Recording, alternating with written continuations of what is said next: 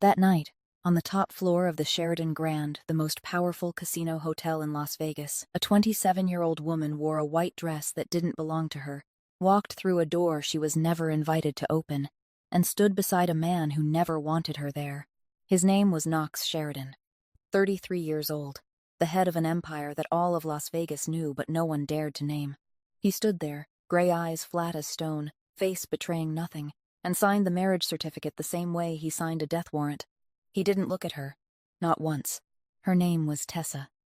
3 days earlier, her older sister, the woman who was supposed to be standing in that spot, had vanished with her lover, leaving behind a wedding dress still hanging on its hook and a hastily folded letter. 2 family legacies crumbled overnight. A powerful alliance fractured, and Tessa, the younger sister no one ever remembered, was pushed forward to fill the gap.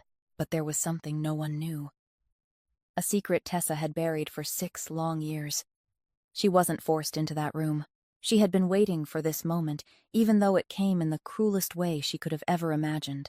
And this is the story of that night, of everything that followed, and of the price they both had to pay before they realized what they had almost lost.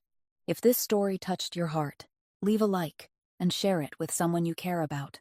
Subscribe to our channel so you never miss what comes next, because the best story might still be ahead. 3 days before everything happened, Las Vegas was still turning in its usual rhythm. The neon strips still burned bright. The cards were still being dealt. And on the highest floor of the Sheraton Grand building, Knox Sheridan was sitting in his office, looking down at the city his family had controlled for nearly half a century. His marriage to Meredith Langford wasn't a love story. Knox understood that from the beginning. This was an arrangement, a contract written in power instead of ink. The Sheridan family controlled casinos and hotels. The Langford family controlled luxury real estate all across the west coast of the United States. If the 2 empires merged, no one would be strong enough to compete. That was the calculation both sides saw as profitable. But Knox had to admit that after 2 years of knowing Meredith, he had begun to believe that somewhere between the numbers and the strategies, there might be something real. Meredith was intelligent, sharp, and knew how to appear in the right place at the right time. She smiled the exact smile the upper class needed to see, said the exact words their partners wanted to hear. Knox didn't call it love, but he called it enough. Then Meredith disappeared. Not a call, not a message. On the morning 3 days before the wedding, the penthouse where Meredith had been staying at the Aria was empty. Her clothes were still in the closet. Her jewelry still lay on the vanity, but her passport was gone, and Meredith was gone too.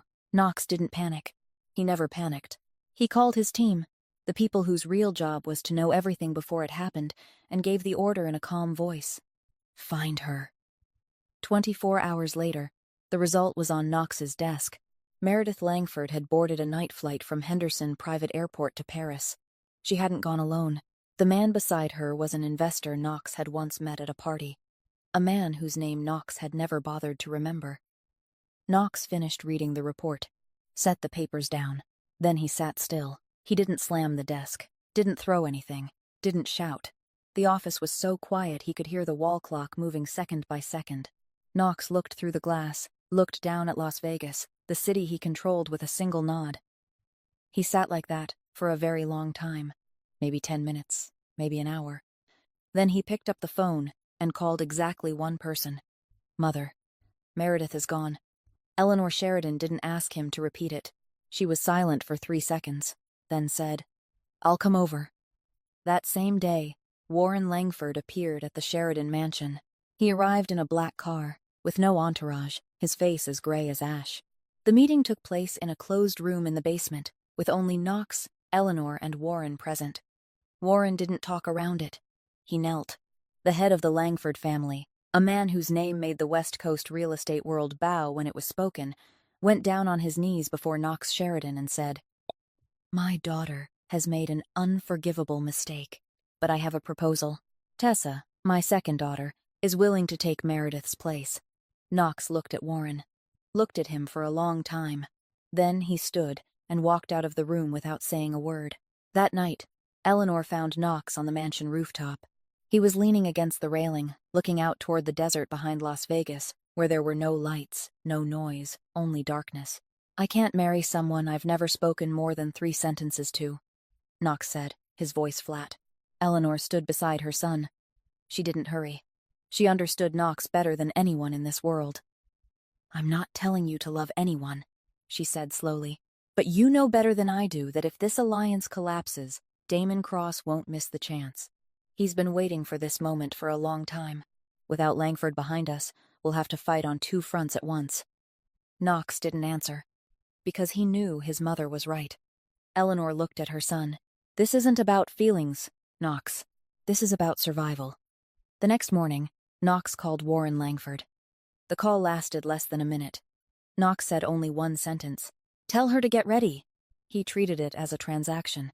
A strategic move to keep the empire from collapsing. Nothing more, nothing less. And he believed he would be able to control everything the way he had always controlled everything. He didn't know he was wrong. Completely wrong. On her first morning inside the Sheridan mansion, Tessa opened her eyes and didn't recognize where she was. The ceiling was high, heavy curtains covered the windows completely, and there wasn't a single sound. The room was so large she could hear her own breathing. Last night, a convoy of 5 black sport utility vehicles had brought her from the Sheridan Grand back here in silence, and Knox had sat in the front seat, not turning back to look at her once the entire way. Tessa lay there for a few more minutes, staring up at the ceiling, then told herself she had to get up. No one was going to come knock on the door and ask if she was all right. She knew that. She changed, then went downstairs to find the kitchen. The Sheridan mansion was larger than she had imagined. Long hallways, granite floors, a small camera in every corner of the walls. She walked past a heavy wooden door that had been left slightly open and stopped. Inside, Knox sat at the head of a long table.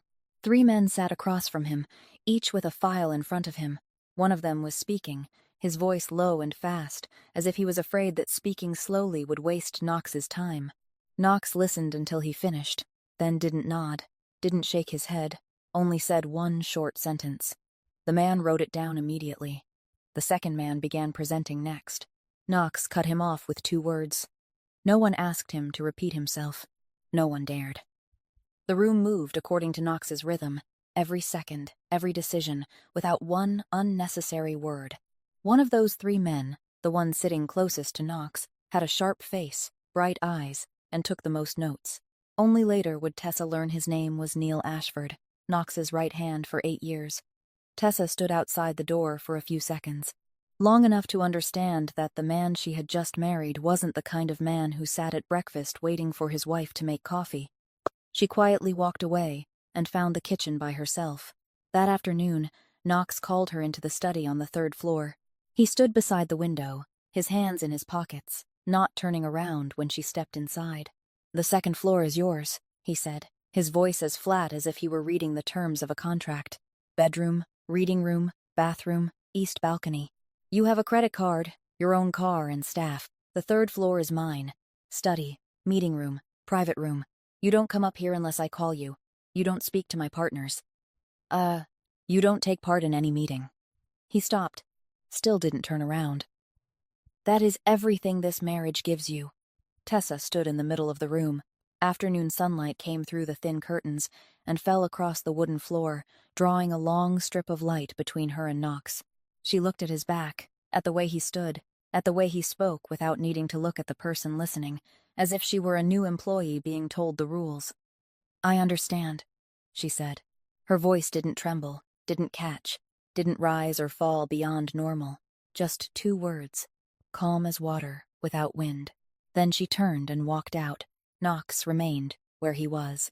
He heard her footsteps fading down the hallway, heard the door to her room close softly on the floor below, and realized something. He had been waiting for her to react. Crying, pleading, anger, asking why, anything. He had prepared for every scenario, but not this one. Tessa's calm unsettled him in a way he couldn't explain. As if she had known everything he would say before he said it, and had accepted it long before he ever opened his mouth. Downstairs, Tessa sat on the bed in her new room. She didn't cry. She looked around, at the white walls, the empty desk, the window facing the eastern garden.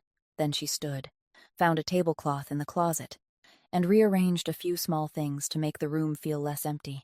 She found herself a place to stand, the way she had been used to doing for 27 years, not waiting for anyone to give it to her, and not asking anyone for it either. And at the end of the second-floor hallway, Eleanor Sheridan stood quietly watching. She had been observing Tessa since the moment she came down the stairs that morning, watching the way she found the kitchen by herself without asking anyone, the way she stopped in front of the meeting room, then left without prying any further, the way she listened to Knox finish speaking, answered with 2 words, then turned away with her back still straight. Eleanor had lived long enough in this world to know the difference between a weak person who endured and a strong person who chose silence. This girl belonged to the second kind.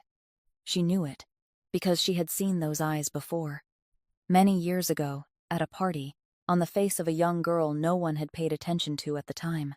But Eleanor had noticed. She always noticed the things other people overlooked. She turned and went back to her room without saying anything, but in her mind, one thought formed with perfect clarity. This marriage might be a transaction to Knox. But for Tessa, Eleanor suspected it was something entirely different. 2 weeks passed inside the Sheridan mansion like water moving over stone, leaving no trace behind. Every morning, Knox left the house before 7 o'clock. The sound of the car engine drifted up from the courtyard, then faded away. Every night, he came home late, sometimes past midnight, sometimes not at all. Tessa didn't ask. No one in the house told her where Knox went or what he did, and she didn't ask anyone. She lived inside that vast mansion like a quiet shadow, moving through one room after another without leaving a sound behind. She ate breakfast alone. She ate dinner alone. The servants were polite, but they kept their distance, calling her Mrs. Sheridan in voices that were respectful but carried no warmth. Tessa understood. In their eyes, she was only the replacement, the living reminder of a night the entire family wanted to forget. She gradually grew used to that silence. In truth, she had been used to silence long before she came here. In the Langford house, she had lived the same way. The only difference was that now the mansion was larger, and loneliness had a specific name: marriage. Then one night, everything changed. Around 2 o'clock in the morning, Tessa woke to the sound of voices drifting up from downstairs, not shouting, not arguing, just voices, low and steady. But in the stillness of the mansion in the middle of the night, they rang as clearly as bells. She didn't mean to go down, but her feet moved on their own, along the stairs, down the first-floor hallway, until she reached the door of Knox's study. The door was partly closed, and a strip of yellow light slipped through the narrow gap. Tessa looked in. Knox sat in his chair, his posture as ordinary as if he were reading the morning paper. In front of him, a middle-aged man was kneeling on the floor.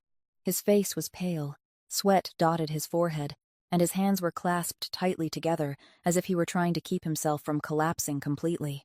Knox said something, his voice so soft Tessa couldn't hear every word, but she saw the reaction. The man on his knees began to tremble, his whole body shaking as if a bucket of cold water had been thrown over him in the dead of winter. Knox didn't raise his voice, didn't stand, didn't move. He only sat there, speaking in the kind of tone an ordinary person would use to order coffee, while the man in front of him came apart from the inside. Tessa stepped back. Her heart was beating so fast she could hear it in her ears. She went back up the stairs, returned to her room, closed the door, and sat on the bed in the dark. Her hands were cold. She understood now. The man she had married wasn't a successful businessman with a few hotels and casinos. He was something Las Vegas didn't dare name, and she was living under the same roof with him. But Tessa didn't run. She didn't call anyone, didn't try to leave. She sat there until her heart stopped racing, then lay down and closed her eyes. Not because she was brave, but because she had nowhere to go back to. A few days later, a package of documents was placed on Knox's desk. His team had finally finished searching the secret apartment Meredith had rented in Los Angeles before she fled. Inside the package were photographs, plane tickets, hotel receipts, and an old picture. The photo showed 2 girls standing side by side, Meredith and Tessa, probably from several years earlier. Meredith was smiling brightly. Tessa stood slightly behind her, half smiling. On the back of the photo, in Meredith's handwriting, were the words, "My sister knows everything, but she always keeps my secrets. That's why I love her. Knox." read that line twice. Then he folded the photograph, placed it in the pocket of his suit jacket, and went to find Tessa. He found her in the reading room on the second floor, sitting beside the window with a book on her lap. She looked up when she heard his footsteps, and from Knox's eyes, she knew immediately that this conversation wouldn't be pleasant. Knox placed the photo on the table in front of her, turned it over to show the back. "You knew," he said. It wasn't a question. It was a statement. Tessa looked at her sister's handwriting. She didn't deny it. "I knew she loved someone else." "For how long?" "More than a year." The air in the room thickened. Knox looked at her, his gray eyes cold and sharp. When he spoke, his voice was lower than usual, slower than usual, and that was when he was most dangerous. "In my world, hiding information is the most dangerous thing a person can do." Tessa looked straight into his eyes. She didn't lower her gaze, didn't look away, didn't blink. "In my world, betraying your sister is worse." Silence. Knox said nothing. Tessa said nothing either. The small reading room suddenly became cramped with two people who refused to step back. Knox looked at her, and for the first time since they had met, he saw something he hadn't expected. She wasn't afraid of him. She wasn't pretending, wasn't being reckless. She truly wasn't afraid. And that unsettled Knox more than anything she could have said. He picked up the photo, put it back into his pocket, and walked out of the room. But Tessa's answer followed him. It refused to leave. Through that night, through the days that followed, it stayed there in Knox's mind, quiet, persistent, like a scratch on glass that you saw every time you looked through it. 1 month passed. Knox and Tessa lived in the same house, but in two different worlds. He stayed on the 3rd floor, she stayed on the 2nd. He left early, she stayed up late. Sometimes they crossed paths on the stairs or in the hallway, and each time, Knox passed her the way one might pass a vase placed in the corner of a room, aware it was there but feeling no need to look. Tessa didn't try either. She didn't call Knox to breakfast, didn't ask when he would come home, didn't wait by the door. She lived her life within the boundaries of the 2nd floor, reading books, making her own coffee, sometimes going out to the eastern garden to sit and look at the desert, stretching far away along the horizon. The wall between them wasn't made of brick. It was made of silence. And silence had no gap where anyone could knock. Until the day Eleanor knocked on her door. "Tessa, could you help me with something?" Every year, the Sheridan family held a charity gala at the Sheridan Grand. It wasn't just a party. It was a stage.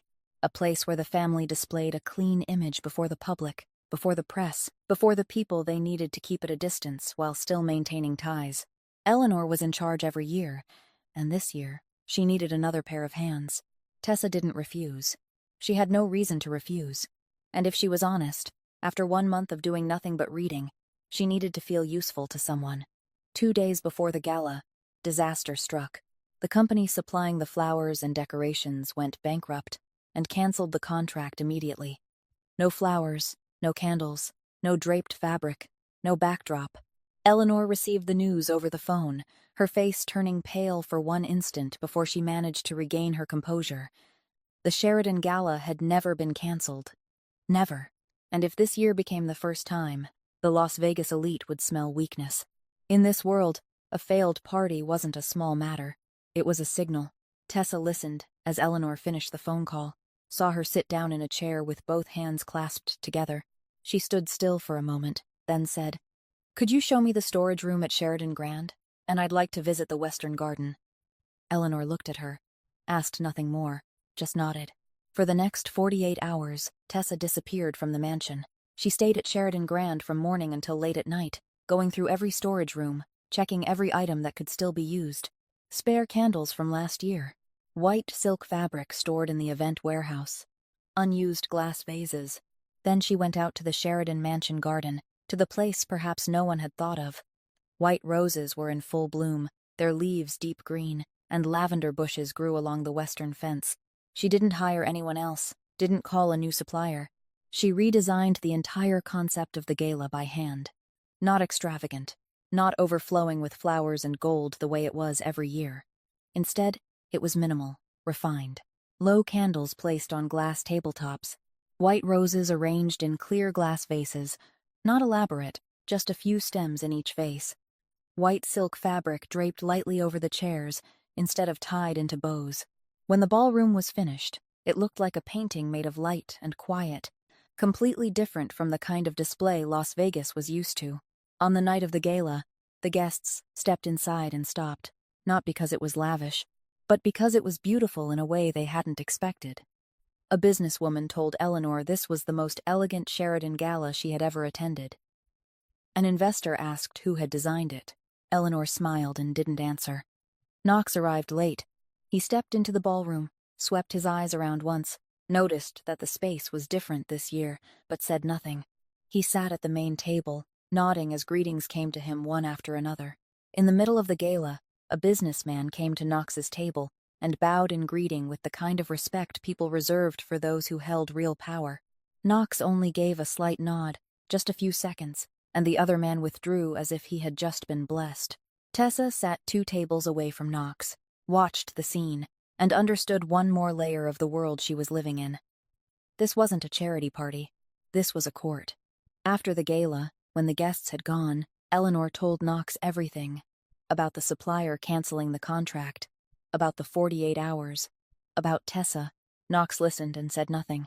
He stood at the ballroom entrance, looking inside. Tessa was in the far corner, quietly saying something to a server, perhaps giving instructions about cleanup. She wasn't looking toward Knox. She didn't know he was watching her, and she certainly wasn't waiting for a thank you. Knox stood there longer than he needed to. He looked at Tessa, the girl quietly gathering the last of the white roses, and he realized he was truly looking at her, not glancing past her, not looking through her, looking, for the first time. That was the first crack. A small one, thin as a strand of hair, but every wall begins to fall from a crack. While the first crack was quietly appearing in the wall between Knox and Tessa, outside the Sheridan mansion, another war was growing hotter by the day. This war had no gunfire, no blood, but it could swallow an entire empire in just a few weeks, and the man standing on the other side of the battle line was named Damon Cross. Cross was the kind of man no one turned their back on when he entered a room. He was 52, with silver hair combed back, always dressed in a black suit, always smiling though the smile never reached his eyes. He stood at the head of the Cross family, the second largest empire in Las Vegas after Sheridan, specializing in casinos and entertainment. For years, the two families had maintained an unspoken agreement. Sheridan controlled high-end hotels and real estate. Cross controlled middle-tier casinos and nightlife entertainment chains. Each side had its own territory, and neither crossed into the others. But recently, Cross had begun stepping into the hotel sector. 2 deals in a row along the central stretch of the Las Vegas Strip. Deals that should have belonged to Sheridan had fallen into Cross's hands. It wasn't coincidence. Nothing was coincidence in this world. Knox's people confirmed it. Cross was pushing across the line, testing how Sheridan would respond. After Meredith ran away, after the replacement wedding, the Las Vegas power circle had begun whispering that Knox Sheridan was growing weak, that he was distracted, that the empire had an exposed side. And Cross was the kind of man who never missed an opening. Knox didn't wait. He never waited. One Thursday evening, Knox invited Damon Cross to dinner at the private restaurant on the top floor of Sheridan Grand. This dining room wasn't on the menu for ordinary guests. There was only one table, beside the glass wall overlooking the entire sweep of Las Vegas neon, and only those Knox wanted to meet were invited up here. Cross arrived on time. The 2 men sat across from each other, each with a glass of wine, each wearing a smile neither believed. On the surface, this was a reconciliation dinner. 2 great families sitting down together, speaking civilly, looking for a way to coexist. Cross talked about cooperation, about shared potential, about a Las Vegas wide enough for both of them. He spoke well.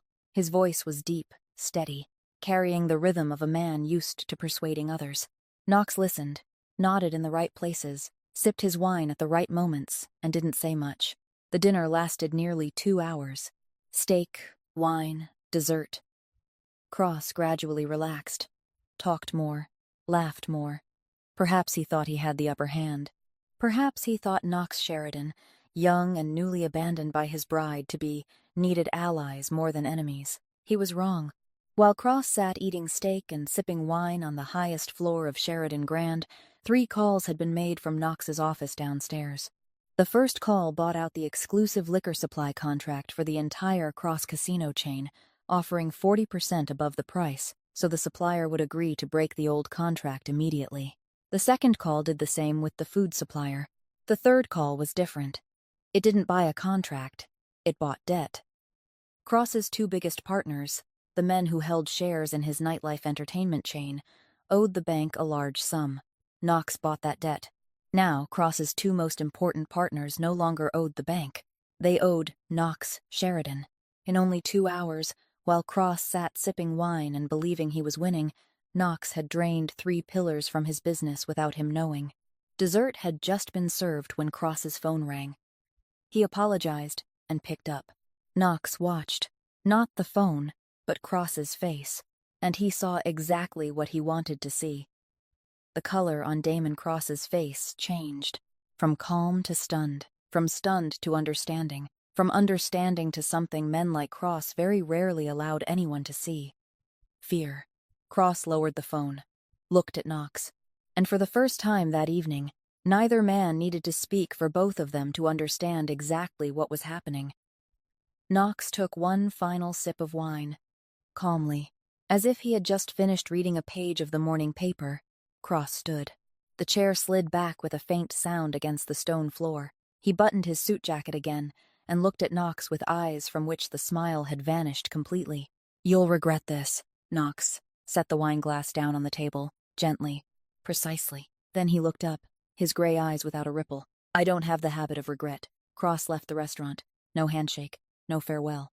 His steps were faster than when he had arrived, and Knox remained alone in the room on the highest floor, looking out over Las Vegas, the city whose map of power he had redrawn in part tonight. He didn't know that tonight's dinner wasn't the end. It was the beginning.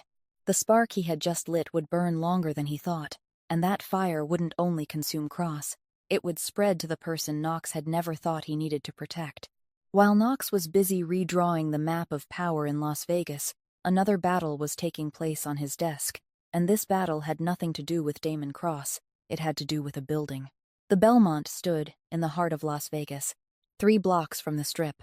90 years old, its sandstone facade had been darkened by time, its tall arched windows carrying the mark of Art Deco architecture people no longer built. It had once been the most luxurious hotel in the city during the 40s and 50s. Now it was an old building sitting on an expensive piece of land, and the Nevada state government wanted to tear it down to build a shopping center. Knox wanted to buy the Belmont and turn it into a high-end boutique hotel, not because he was sentimental, because he saw value other people didn't see, and that was how he made money. But to buy it, he needed to convince the Nevada State Heritage Preservation Committee that this building deserved to be saved, and his team was stuck. For 3 straight weeks, Knox's lawyers and experts had submitted every kind of file, every kind of number, every kind of economic argument. But the committee didn't need to hear about money. They needed to hear about historical value. And Knox's team couldn't find an angle strong enough to prove that the Belmont was heritage, not merely old real estate. One afternoon, Tessa was walking past the second-floor hallway when she heard Knox's voice drifting down from the third-floor study through the stairs. He was on the phone, his voice flat, but with a note of tension Tessa had begun to recognize after more than a month of living under the same roof. It was Knox's voice when things weren't going the way he wanted. "I don't need another presentation about profit. I need a reason the committee can't say no." Then he hung up. Tessa stood below the staircase, listened until he was done, then kept walking. She didn't go up to the 3rd floor, didn't knock, didn't say anything. But that night, she went online and found the address of the Nevada State Library in Carson City. The next morning, she drove the car Knox had provided for her more than 400 miles to Carson City. She spent 3 days at the state library. No one knew where she had gone. She didn't tell Knox, didn't tell Eleanor, didn't tell anyone in the house. She sat in the archives, turning through old files, rolls of microfilm, and records covered in the dust of time. And she found the thing Knox's entire team of experts had missed. In the 30s, the Belmont hadn't only been a hotel. It had once been a refuge for hundreds of workers building Hoover Dam, migrants from across America who had poured into the Nevada desert during the Great Depression in search of work.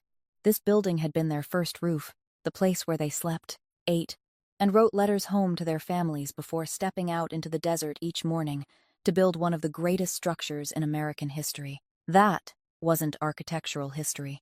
That was human history. Tessa prepared a report, 20 pages, with archival photographs she had requested copies of from the library, along with preliminary restoration drawings she sketched by hand based on the interior design knowledge she had learned at Parsons. She printed it, bound it neatly, and one morning, before Knox had gone up to his study, she placed it on his desk. No note attached, no knock on the door. Knox came into the study at 7 o'clock in the morning, as he did every day, saw the unfamiliar file on his desk, frowned, and opened it. He read the first page, then the second. Then he sat down and read all 20 pages. 15 minutes later, the internal phone in Tessa's room rang. "Come up to the 3rd floor." Tessa stepped into Knox's study. The report was open on his desk. Knox sat in his chair, looking at her with eyes Tessa couldn't read. Not cold, but not warm yet either. Something in between, like the surface of a lake before the wind shifts. "Who gave you permission to do this?" "No one. I did it myself." "You went to Carson City for 3 days without telling anyone?" "I didn't think anyone needed to know." Knox looked at her. For a long time. The kind of look Tessa had become used to because he often looked at objects that way, at contracts, at blueprints, at things he was evaluating. But this time, he was looking at her, and that look lasted longer than usual. "Monday, 8 o'clock in the morning. Come to the Sheridan Grand office. You'll work with the Belmont project team." It wasn't an invitation. It was an order. Knox's voice was still flat, still decisive, still without one unnecessary word. But Tessa recognized something in those gray eyes that hadn't been there before. She didn't know what to call it. She only knew it wasn't cold. She nodded, turned, and walked out. That Monday, Tessa appeared at the Sheridan Grand office at 7:30 in the morning, half an hour early. She sat at the desk, opened the Belmont file, and began working. No one on Knox's team knew who she was. No one asked. But after the first day, they no longer needed to ask. Because she knew things they didn't know, saw things they didn't see, and worked with the focus of someone who had waited a very long time to do what she did best. Tessa had been working with the Belmont project team for 3 weeks when it happened. A deal Knox had been negotiating in secret, a contract to acquire a parcel of land south of the Strip that only the innermost circle knew about, was suddenly leaked. The partner Knox had been negotiating with called to cancel the meeting because someone else had offered a higher price. The person who had offered it was Damon Cross. Knox didn't get angry. He never got angry in the way ordinary people did. He simply went quiet. And when Knox Sheridan went quiet, those who understood him knew that was when he was most dangerous. He sat in his study, shut the door, and began eliminating possibilities one by one. Only 5 people knew about this deal. Himself, Eleanor, his private lawyer, his chief financial officer, and Neil Ashford. He trusted the lawyer, because the lawyer survived by keeping his mouth shut. He trusted the chief financial officer because the man had worked for his father from before Knox knew how to read. Eleanor didn't need to be discussed. That left one person. Knox didn't call immediately. He let his investigation team work. Silently, precisely, without letting a single trace slip through. It took 5 days. The result landed on his desk on a Friday afternoon. Neil Ashford had contacted Damon Cross's people at least 7 times over the past 3 months, not through his main phone, through a prepaid number bought with cash at a convenience store outside Henderson. The investigation team traced it because the store's security camera had recorded Neil's face when he bought the phone. 8 years. Neil Ashford had been at Knox's side for 8 years. Since Knox was only 25, just beginning to take over the empire from his father. Neil was the first person Knox brought into the inner circle. The man who sat at Knox's right hand in every meeting. The man Knox called at 2 o'clock in the morning when something needed to be handled immediately. 8 years wasn't a small number. In this world, 8 years of loyalty was worth more than any contract. And Neil had sold those 8 years to Damon Cross. Not for money. The investigation team confirmed that Neil hadn't taken a single dollar from Cross. This wasn't a transaction. This was jealousy. Neil had long considered himself Knox's successor, the man who would stand second, if not first, in the Sheridan Empire. Knox had no capable brother, and Jared was impulsive and lacked vision. Neil believed that place belonged to him. Then Tessa appeared. A wife Knox had married as part of a transaction, someone who should have been a vase in the corner of the room, had begun sitting at the meeting table, begun being assigned work by Knox, begun speaking, and worse, begun being heard by Knox. Neil saw the ground beneath his feet begin to crack, and instead of speaking honestly with Knox, he chose another way. He chose cross. Saturday evening, Knox called Neil to the study at the mansion. The light in the room was warm and gold. Knox was already seated, 2 glasses of whiskey on the table, the bottle set between them. When Neil stepped in, Knox gestured to the chair across from him. "Sit." Neil sat. Knox pushed a glass toward him. "Drink?" Neil picked up the glass. His hand wasn't shaking yet. Not yet. Knox didn't mention Cross, didn't mention the prepaid phone, didn't mention any of the evidence. Instead, he talked. He talked about the old days, about the first time the two of them met, at a small casino outside Reno, when Knox was looking for someone and Neil was looking for work. About the first night Neil drove Knox to meet a partner at 3 o'clock in the morning. About the time a failed deal nearly swept everything Knox had away, and Neil had been the one sitting beside him until morning, saying nothing, just sitting there. Knox told each story, calmly, softly, like 2 old friends, sitting together, remembering their youth. And Neil began to tremble, because Neil understood. He had been beside Knox long enough to know that Knox Sheridan never brought up the past. He lived for the present and the future. If he was talking about the past, it meant that to him, this relationship had already become part of the past. And when Knox was at his calmest, that was when everything had already been decided. There was nothing left to negotiate. Knox stopped, looked at Neil, for the last time. "I know everything, Neil." Neil set the whiskey glass down. His hand shook so badly the liquor rippled over the rim. "Knox, Don't," Knox said softly. "Don't explain. I don't need to hear it." Silence. Long. Heavy. "I won't do anything to you," Knox said, his voice still even, still flat, as if he were reading the final line of a contract. "Because of 8 years. I'm repaying those 8 years by letting you leave Las Vegas tonight." Neil looked at Knox. His eyes were red. His mouth opened, then closed again. He wanted to say something, wanted to explain, wanted to ask for one chance. But he looked into Knox's eyes and understood there was no chance, not because Knox was cruel, but because Knox had given him the greatest chance possible, the right to walk out of this door. Neil stood, walked out, didn't look back. The door closed. Knox sat still. Then he picked up the phone and called the chief financial officer. Freeze every account connected to Neil Ashford. Assets, cars, credit cards, all of it, right now. He hung up, set the phone down, and sat in the dark. He didn't turn on the light, didn't pour more whiskey. He only sat there, in the room where 10 minutes earlier there had been 2 people and now there was only 1, looking at the glass Neil had left behind, still more than half full, still marked with fingerprints around the rim. Tessa came downstairs close to midnight. She didn't know what had happened. She only saw the study door open, the lights off, and Knox's shadow sitting in the chair. She didn't ask, didn't turn on the light. She went into the kitchen, poured a glass of water, brought it over, and set it on the table beside him. Then she sat down in the chair across from him, the chair Neil had just occupied, and she sat there, silent. After a long while, Knox's voice sounded in the darkness, tired. For the first time, Tessa heard his voice without flatness, without coldness, without control. Just tired. "I trust the wrong people all my life, every time." Tessa was silent for a beat. Then she spoke, gently, calmly, without trying to comfort him and without trying to sound wise. "It isn't every single time." She didn't explain further. Didn't say, "I'm different," or, "Trust me." Only those 5 words. And then, silence returned. Knox didn't answer. But in the darkness, he looked toward her. Looked at the blurred shadow of the woman sitting across from him. The woman who didn't ask, didn't judge, didn't demand an explanation, who only came and sat there. And her 5 words echoed in his mind, longer than Neil Ashford's 8 years. The next morning, something inside the Sheridan mansion felt different. Tessa sensed it the moment she stepped out of her room. Not because of what she saw, but because of what she didn't see. The chair Neil usually sat in downstairs in the living room was empty.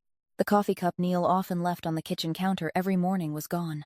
The black shoes Neil usually placed on the shoe rack beside the side door had disappeared, as if a person had been wiped clean from this house in a single night, leaving no trace behind except absence. The servants in the house were quieter than usual. They moved more softly, spoke less, kept their eyes lowered more often. No one mentioned Neil, as if that name had never existed inside this mansion. Tessa didn't ask. She didn't ask because she understood that in this world there were questions whose answers would be heavier than not knowing. And she had sat in the dark last night, across from Knox, long enough to understand that whatever had happened, it was already finished. But there was one unusual thing Tessa noticed immediately. Knox was still home. 7 o'clock in the morning. Normally, by this time, he would have already left, already been sitting in the car, already disappeared before anyone in the house had time to come downstairs. But this morning, Knox stood in the living room beside the large window overlooking the eastern garden, his hands in his pockets, his back turned to the room. He wasn't holding a phone. He wasn't reading anything. He was only standing there, looking outside, looking into some distance Tessa didn't know how to name. She went into the kitchen, poured 2 cups of coffee, black, no sugar, no milk. She had been here long enough to know how Knox took his coffee, though he had never told her. She carried the 2 cups into the living room, set one on the windowsill beside where Knox stood, then stepped back, about to leave. "You're not afraid of me?" Knox's voice came suddenly. He still didn't turn around, still looked out the window, but the question didn't carry his usual coldness. It was softer, more tired, and more real. Tessa stopped walking. She stood there, looking at Knox's back, at the back of the man who, last night, had erased an 8-year right hand with only a few sentences. The man all of Las Vegas didn't dare name. The man she had once seen through a crack in the door with another man kneeling and trembling in front of him. "I am," she said, honestly, without talking around it, without trying to seem brave, "but I'm still here." Knox was silent, a long beat. Then he turned around, for the first time that morning, and looked at her. Truly looked. Not the assessing look from when he had read the Belmont report.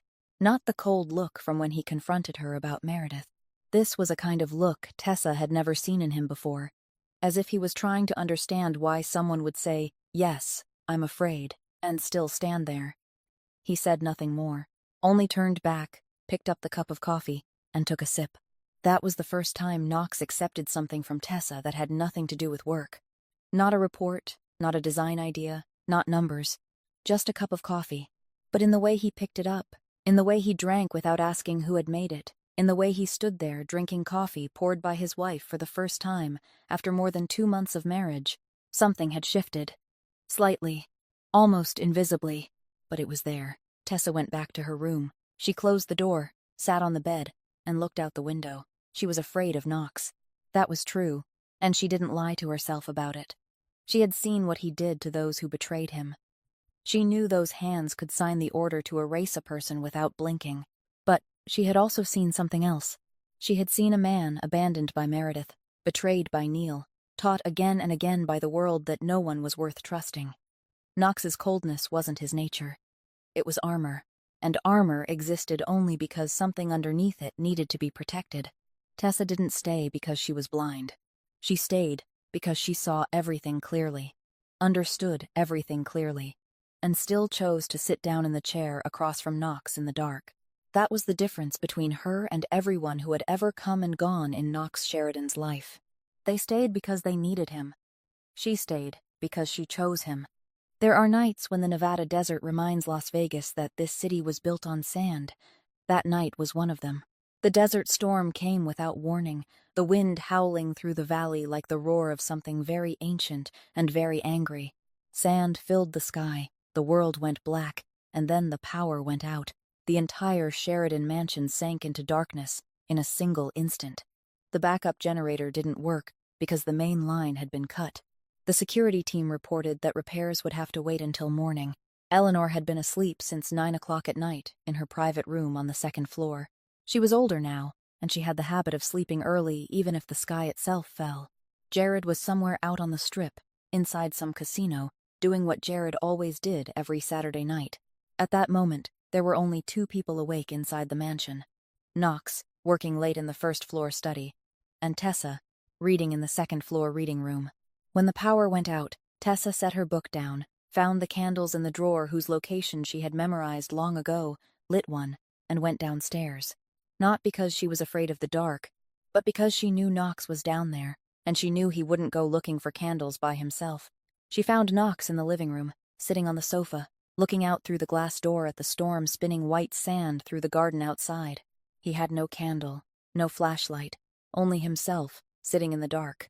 Tessa placed the candle on the coffee table in the middle of the room, then sat down in the armchair across from him. No one said anything. For a long while, candlelight danced across the walls, pulling their shadows into trembling shapes. Outside, the wind screamed, then lowered, screamed, then lowered again, like the breathing of something enormous.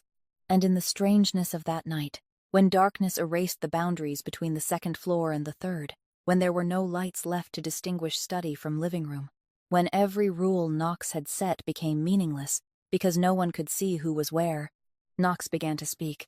"My father died in this room." Tessa looked up. Knox was still looking out the window, his voice softer than usual.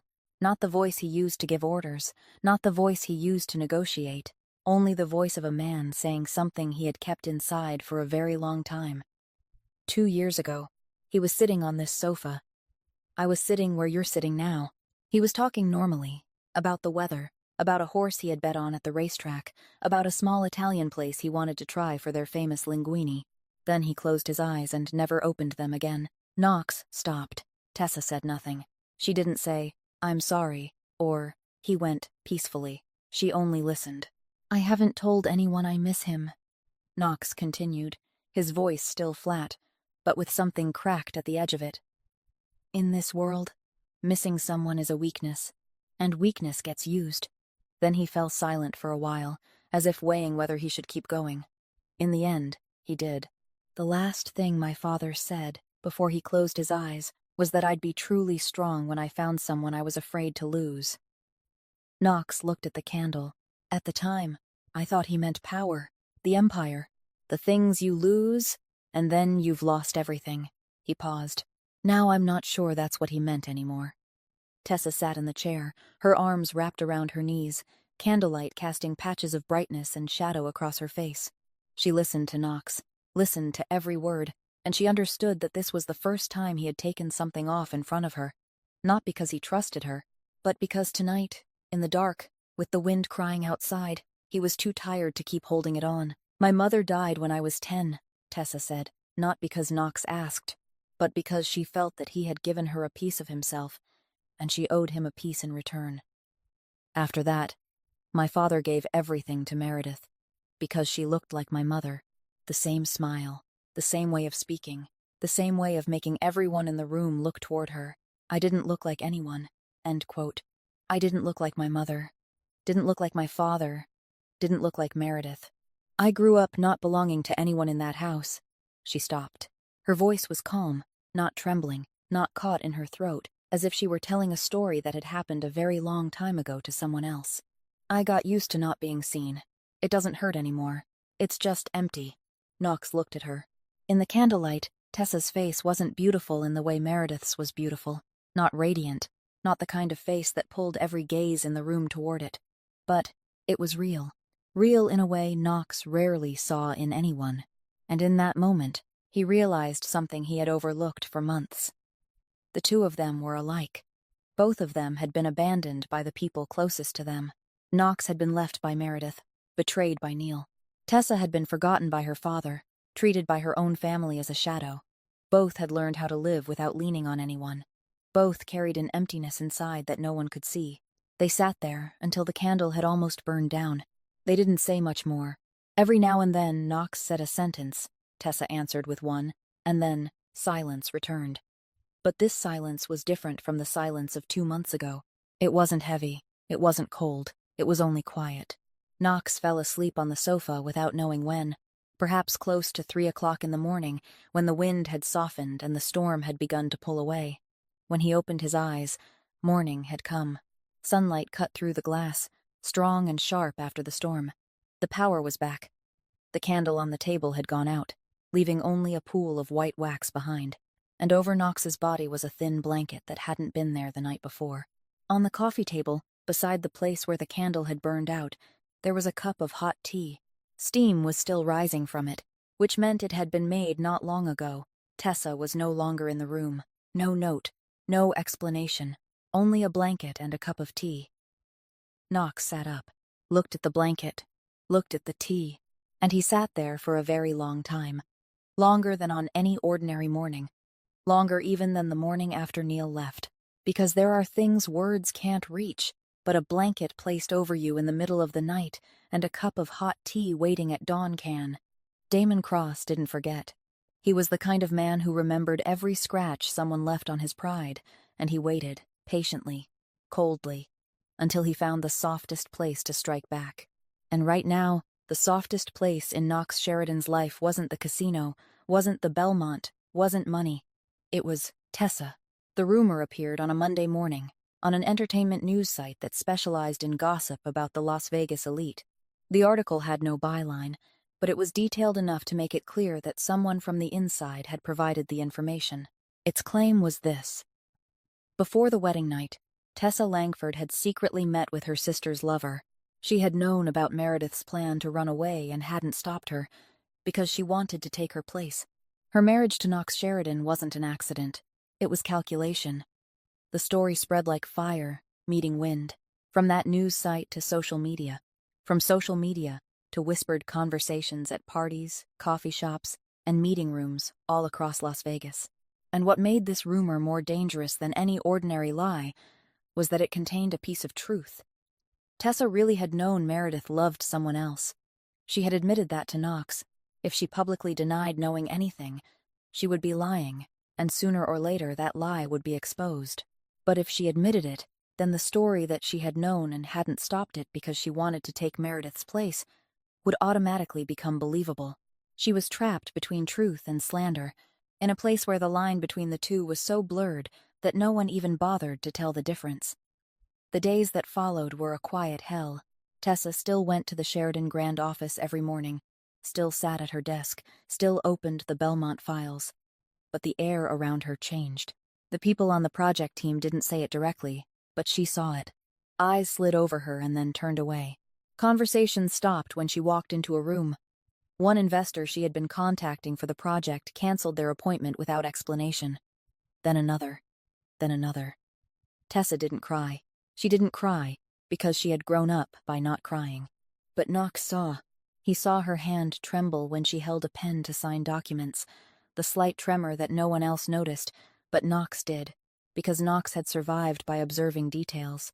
He saw that she was eating less, that the lunchbox Eleanor prepared came back almost untouched, and he saw the light in her room on the second floor staying on until 3 o'clock in the morning, every night, reflected in the glass window of his third-floor study. Knox knew Cross was behind it. He didn't need an investigation team to confirm it. This was exactly Cross's style, attacking not with hands but with words, not aiming at Knox directly, but at the person beside Knox. The question wasn't who had done it, but what Knox would do. He had two choices. Stay silent, let the scandal settle with time, keep his distance from Tessa, and never let the power circle see that she mattered to him. That was the safe choice, the choice any leader would make.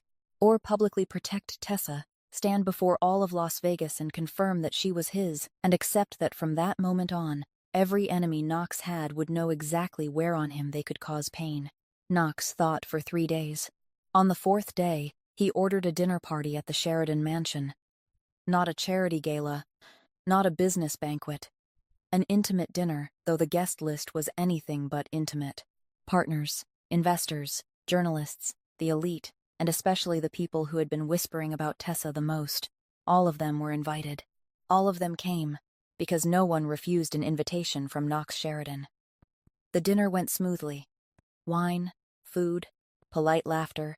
Tessa sat at the main table beside Eleanor, wearing a simple dress, her face as calm as it was every day, even though she knew half the people in the room were looking at her with eyes she didn't want to read. In the middle of the evening, just as dessert had been served, Knox stood. The entire room went silent. When Knox Sheridan stood in the middle of a room, no one needed to tap a glass or clear a throat. Silence came naturally, as if the air itself had grown heavier. Knox looked around, slowly, gray eyes passing over each face. Then he spoke. He didn't raise his voice. Duke didn't emphasize a word. His voice was flat, even, as if he were stating an obvious truth, and was surprised that he had to say it aloud. Tessa Sheridan is my wife. Anyone who touches her honor, I consider that as touching me, and I trust everyone in this room understands what that means. 2 sentences. Knox Sheridan didn't need a third, and what the entire room heard most clearly wasn't the warning. It was the 2 words. Tessa Sheridan, not Tessa Langford, not the replacement wife, not the daughter of the Langford family. Tessa Sheridan. He had placed his name on her in front of everyone listening, and in this world, the Sheridan name weighed more than any shield. Knox sat down. The dinner continued, but the air had changed. The glances that moved toward Tessa now carried a completely different shade. No longer contempt or curiosity, only caution. Because now, even looking at Tessa Sheridan the wrong way was dangerous enough.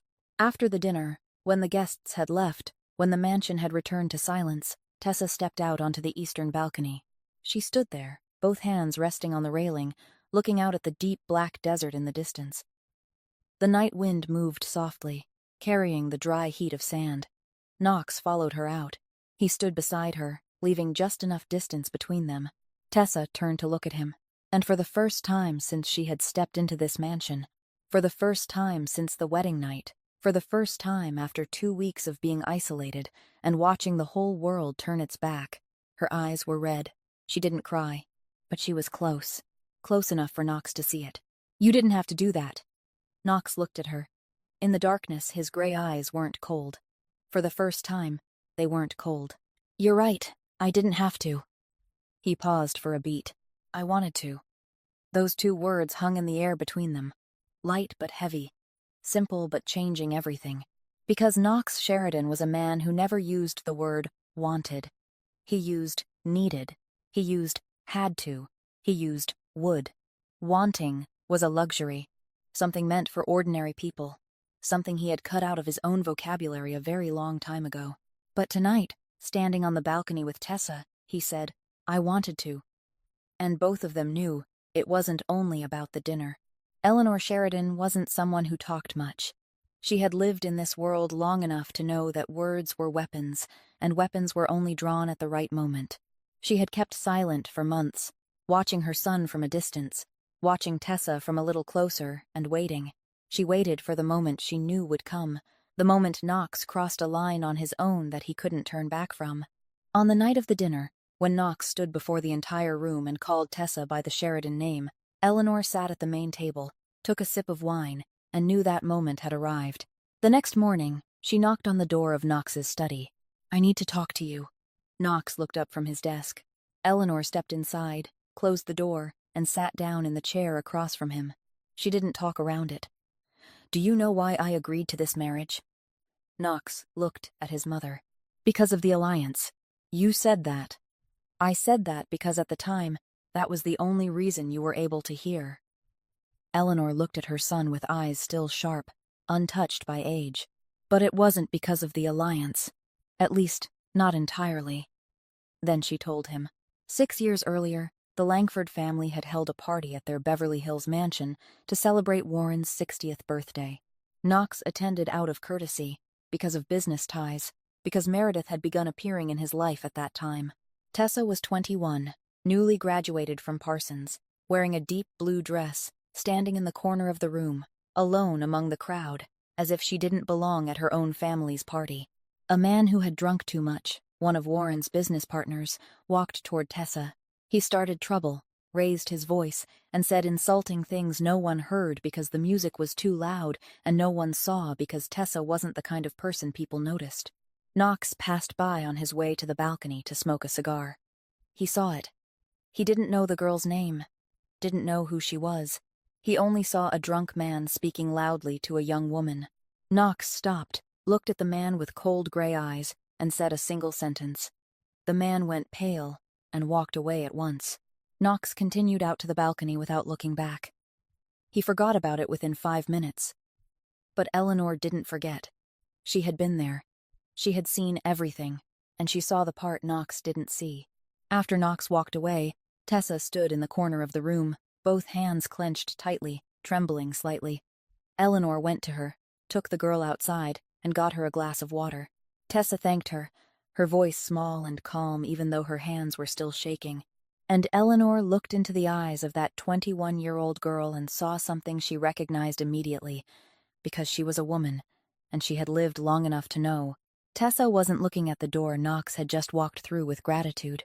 She was looking at it with the eyes of someone who had been looking for a very long time. From then on, Eleanor paid attention. She noticed the way Tessa appeared at every event where Knox was present, always far away, always on the edge, never coming closer, never trying to speak to him, only looking, quietly, patiently, and sadly in a way only someone observant could recognize. "I knew how that girl looked at you," Eleanor said to Knox, her voice gentle but certain. "And I know what kind of person looks that way for 6 years, without demanding anything. Not a calculating person. A person who has accepted that she will never have what she wants, but still never stops wanting it." Knox sat still. For a very long time. Eleanor stood. "That's all I wanted to say. The rest is yours." Then she walked out, closing the door softly behind her. Knox sat in his study for another 10 minutes. Then he stood, went down to the second floor, and walked to the reading room. He had seen that leather notebook before. Small, with a dark brown leather cover, its edges worn, lying on the bookshelf near the window beside a few design books Tessa had brought from the Langford house. He had seen it many times, but had never cared. Now he picked it up, opened it, and read. The first line he saw was in handwriting, small, neat, slightly slanted to the right. The date was from 6 years ago. "Today, a man whose name I didn't know made me feel safe for the first time in my life. He didn't say a word to me. He didn't even look at me. But when he stood there, I wasn't afraid anymore." Knox turned the page. 4 years earlier. "Meredith is going to marry him. I should be happy. I'm trying to be happy. But last night, I lay staring at the ceiling until 4 o'clock in the morning, and I no longer knew what I was feeling."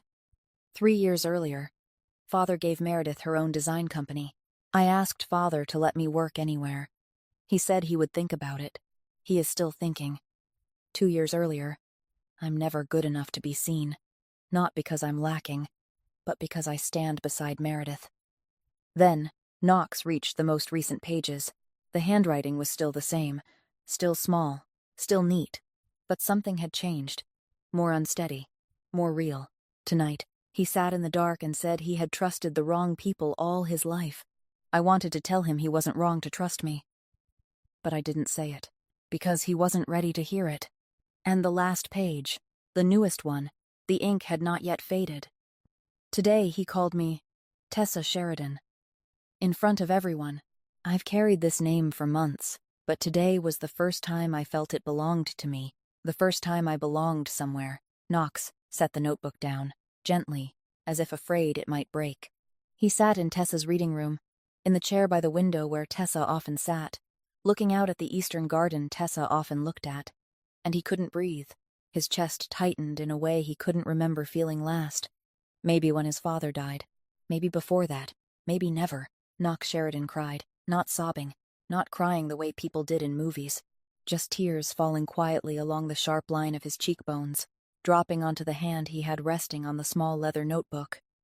He cried for the first time since the night Meredith left, but this time was entirely different. Last time, he cried because he had lost. This time, he cried because he had found something that had been right in front of him for so long, and he had deliberately not looked, not wanted to look, not dared to look. A 27-year-old girl who had loved him for 6 years without demanding a single second.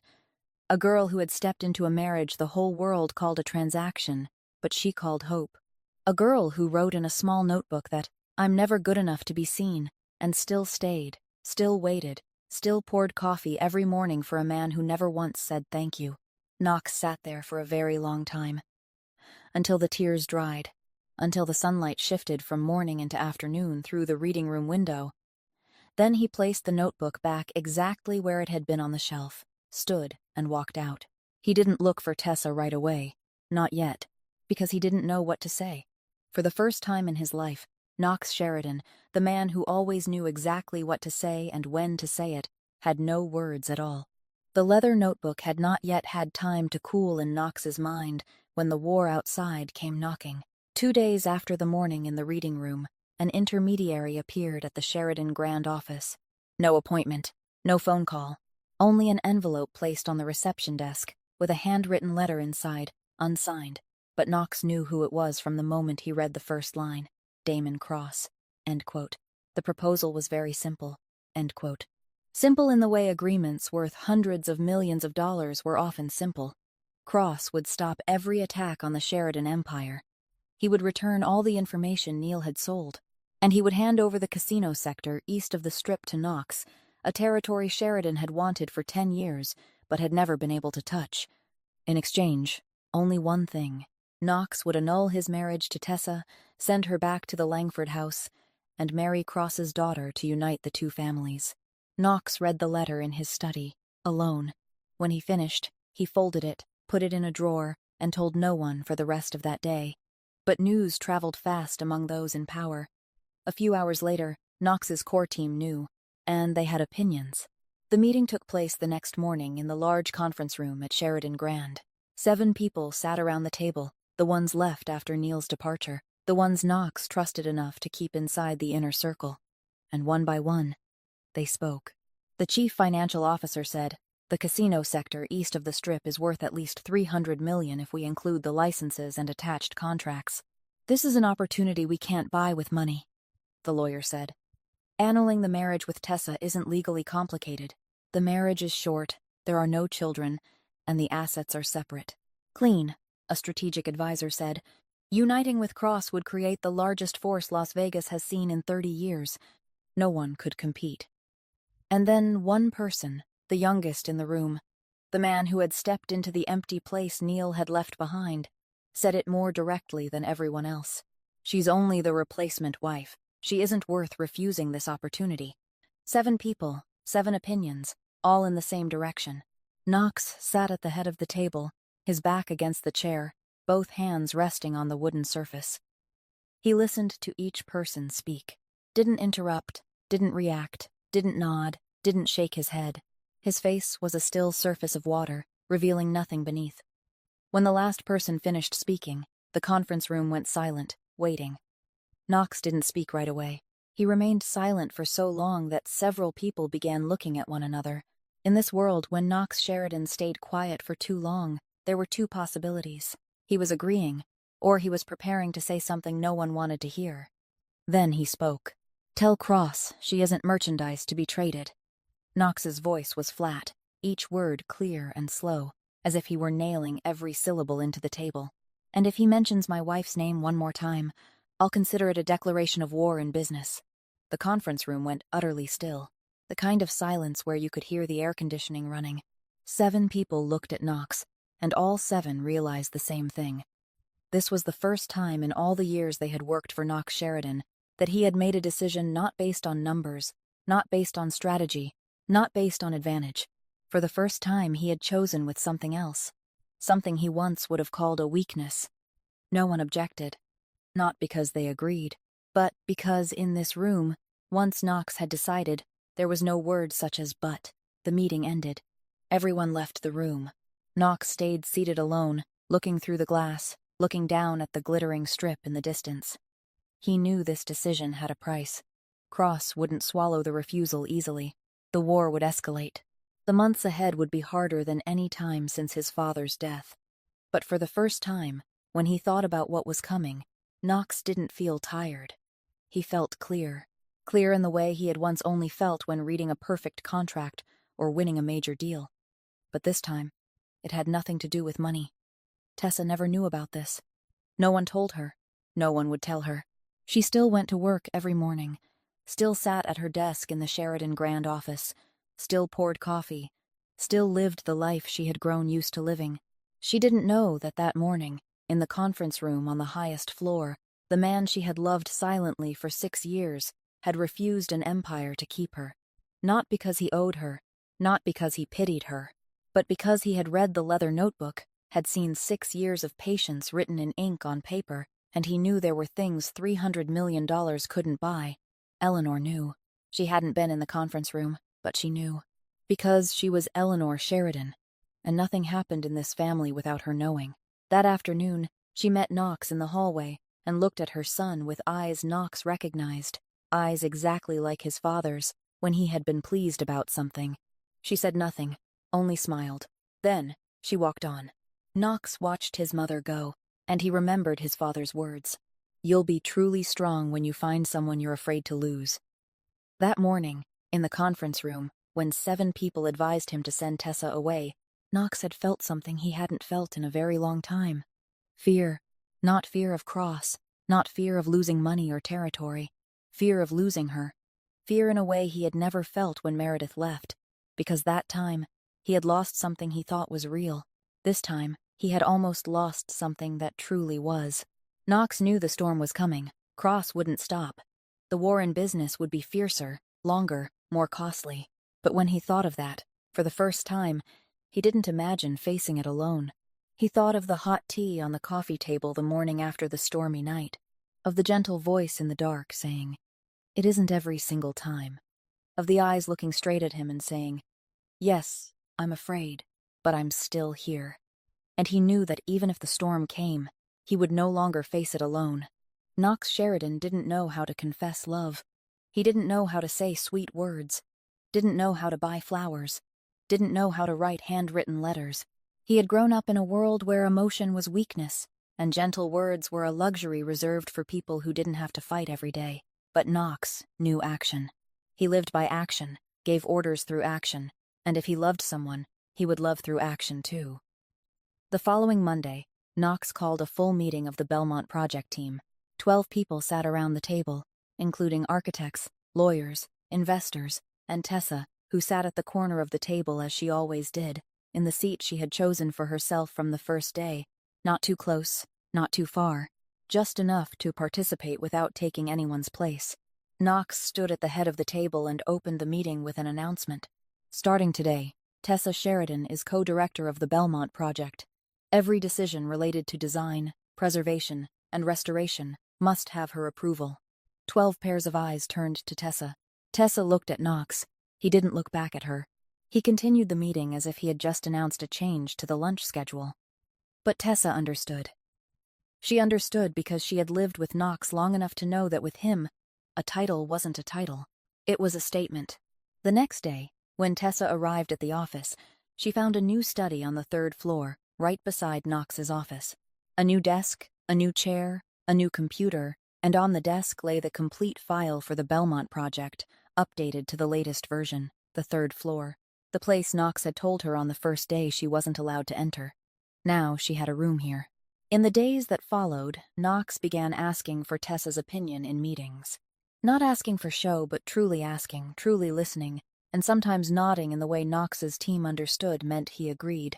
He didn't open doors for her, didn't pull out chairs, didn't say anything beyond work, but he gave her something Knox Sheridan rarely gave anyone. Respect. Publicly. In front of everyone. Without explanation, without needing a reason. Tessa noticed the change. She wasn't stupid, and she wasn't blind. She saw the new office. Saw the way Knox turned to her in meetings, instead of looking through her. Saw the way he placed a cup of coffee on her desk every morning as he passed by, saying nothing, simply setting it down and walking on, as if it were the most natural thing in the world. She saw all of it. And she knew something had changed, but she didn't know why. Or more accurately, she suspected she knew, but she needed to hear it from him. One evening, after work, when the office had emptied and only the 2 of them remained on the 3rd floor, Tessa knocked on Knox's office door. "Can I ask you directly?" Knox looked up. "Ask. Why did you change?" Knox looked at her. Not with an assessing look. Not with a cold look. Just looked. Like a tired man finally allowing himself to see the thing he had deliberately refused to see for so long. "Because I opened my eyes." Tessa stood at the door, waiting. She knew Knox.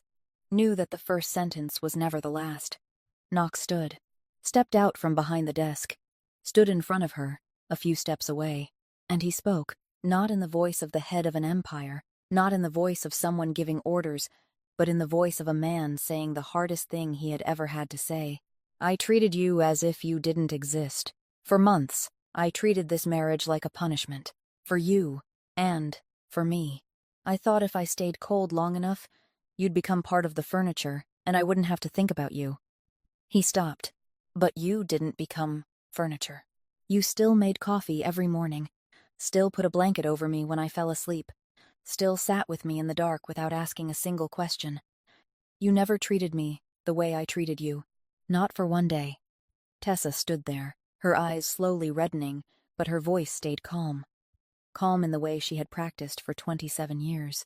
I didn't come here because my father told me to, she said slowly, clearly, every word carrying the weight of 6 years. I came because I chose to. Knox looked at her, and she looked back. I know you read the notebook. Knox went still. For the first time in the conversation, he was the one caught off guard. How did you know? Tessa tilted her head slightly, a small gesture Knox had begun to recognize as the way she moved when she knew something someone else thought she didn't. Because you started looking at me differently from that day. And because I know you. You don't change without a reason. Knox said nothing. Because she was right. Because she was always right about him in a way no one else was. Because she had watched him for 6 years before he ever truly looked at her for the first time. He held out his hand, not taking hers, only holding it out, palm turned upward, fingers slightly open. A hand that all of Las Vegas treated with caution. A hand that had signed contracts worth hundreds of millions, had ordered assets frozen, had lifted a glass of wine in front of an enemy without trembling. That hand was now open in front of Tessa, not to command, not to threaten, but to offer. Tessa looked at Knox's hand. Then she looked up into his eyes. The gray eyes she had watched from afar for 6 years were now right here, only a few dozen centimeters away, and in those eyes there was no coldness left, no flat calm. There was something alive, warm, and afraid. Because Knox Sheridan was afraid. Afraid she wouldn't place her hand in his, afraid she would turn away, afraid he had come too late. Tessa placed her hand in his, gently, calmly, and, as if she had been ready to do this for a very long time and only needed him to reach out first. Knox closed his fingers around hers. He didn't grip tightly, he only held on. And the two of them stood there, in the third-floor office, among files and contracts, not kissing, not embracing, not saying another word. Only 2 hands holding each other for the first time, and that was enough. Enough more than any confession Knox didn't know how to say. Enough more than any dream Tessa had written in the leather notebook for 6 years. 3 months after the night their 2 hands held each other on the 3rd floor of the Sheridan Grand Office, the Belmont reopened. The 90-year-old building stood tall in the heart of Las Vegas, its sandstone facade cleaned but still carrying the marks of time, its Art Deco arched windows gleaming beneath new lights, and inside, every room, every hallway, every small corner carried the touch of someone who understood that preservation wasn't about keeping the old unchanged, but giving the old a reason to keep existing. The Nevada State Heritage Preservation Committee had approved the project 6 weeks earlier, with unanimous votes in favor. The decisive reason the committee chair stated in the official announcement was this: the historical record of the Belmont's role for the workers who built Hoover Dam is the most important discovery about Las Vegas heritage in the past 10 years. That discovery belonged to Tessa. On opening day, the Belmont's main lobby was packed. Press, partners, investors, state officials, and even the powerful faces Knox Sheridan had invited, not because they cared about the hotel, but because they didn't dare be absent when Knox invited them. A small stage had been set up in front of the main entrance, with a red ribbon stretched across it. Knox stood on the stage, microphone in hand, his gray eyes moving over the crowd. And when he spoke, the whole lobby fell silent. This building almost got torn down, because no one was willing to look closely. No one was willing to take the time to understand what it was before deciding it no longer had value. Knox paused for a beat. There was one person who looked closely. That person wasn't me, wasn't my team. It was someone I almost made the same mistake with, someone I almost looked past without seeing.